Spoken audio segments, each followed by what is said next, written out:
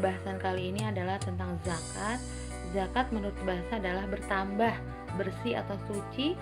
Sementara itu menurut istilah, zakat adalah nama dari sebagian harta tertentu yang diberikan kepada golongan tertentu dengan beberapa syarat. Yang akan kita bahas kali ini adalah zakat mal, infak, dan sodakoh.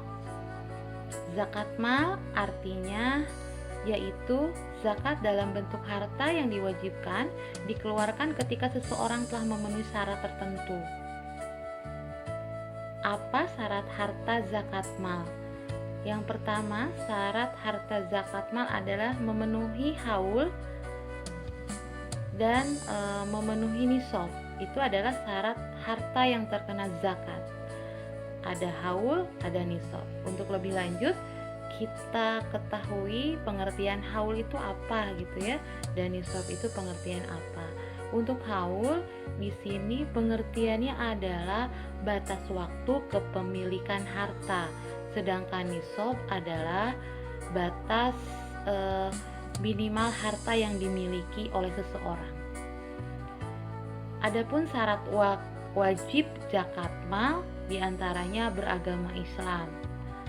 Ini adalah wajib untuk yang beragama Islam kalau memenuhi haul dan nisabnya. Yang kedua balik, yang ketiga adalah berakal sehat, yang keempat cukup senisab, dan yang kelima adalah cukup waktu atau haul. Ini contoh syarat wajib zakat mal. Untuk ketentuan zakat mal itu terdiri dari macam-macam bentuk dan ukuran sendiri ya. Salah satunya hukum mengeluarkan zakat mal itu adalah fardu ain. Nah, yang harus diwajib nisab dan haulnya ada emas, ada perak, terus hasil bumi, ada ternak, dan contohnya ada sapi ya, ada unta, itu termasuk kepada binatang ternak. Mari kita ingat jenis haul dan nisab ya. Di sini kalian bisa lihat yang pertama adalah keterangan jenis harta. Kalau kalian mempunyai emas atau orang tua kalian mempunyai emas sebanyak 98,5 gram, maka wajib dizakatkan 2,5% per tahunnya. Begitu juga dengan perak, kalau mempunyai harta sebesar 624 gram, di sini kadar zakatnya 2,5%. Untuk hasil pertanian, kalian bisa lihat di sini batasnya itu jika sudah 930 liter atau saat panen. Di sini keterangannya 5 wasak atau 1050 liter ya. Satu wasak itu 60 sa atau satu sa itu 3,5 liter. Dikeluarkan setiap kali panen dan mencapai nisab. Nisabnya itu 10% atau 5%. Kalau 10% jika pengairan alami atau tada hujan, sedangkan 5% jika pengairan memerlukan biaya. Yang keempat, hasil tambang. Nisabnya kalian bisa lihat sendiri, bisa dibaca ya. Untuk hasil rikas atau harta temuan binatang ternak, ada unta, ada sapi. Di sini kalian bisa baca sendiri di tabel ya. Untuk keterangan binatang ternak, binatang kambing kalau sudah mempunyai 40 ekor.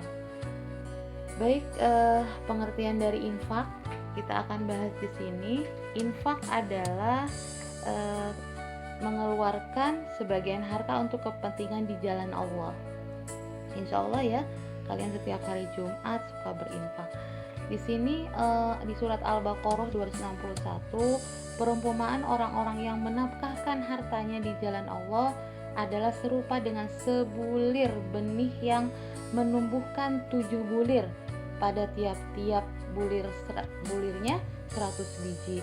Allah melipat gandakan bagi siapa saja yang Dia kehendaki, dan Allah Maha luas karunia-Nya dan Maha mengetahui. Surat Al-Baqarah ayat 261. Subhanallah, Allah memberikan